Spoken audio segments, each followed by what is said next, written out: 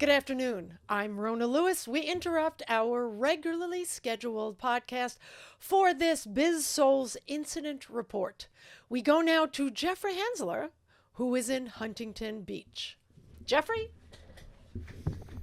Just back from a session in...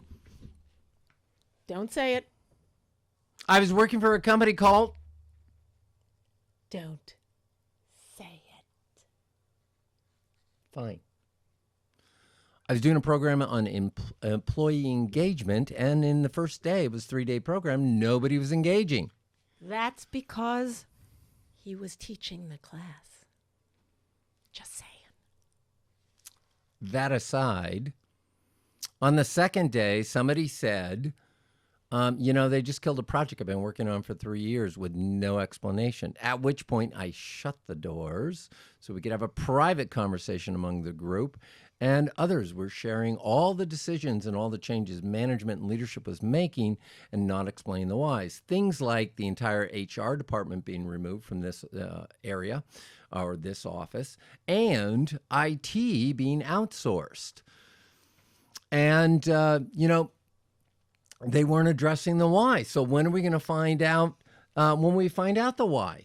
But the why is a letter. Why is a letter. Just use the letter Q instead. QU.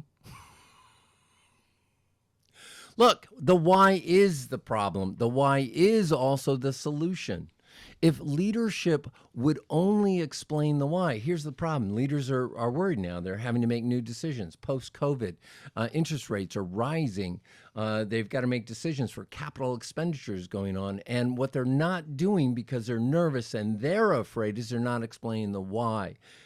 And yes. So is that a unique situation? Is that different? Oh, absolutely not. This is going on all over the place.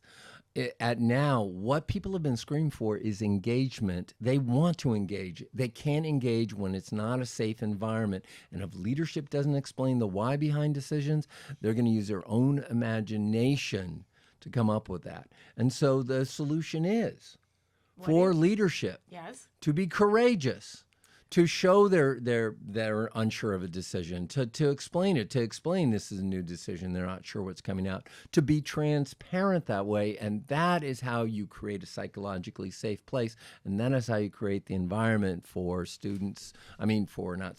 participants or employees to engage. Well, that sounds like really good advice.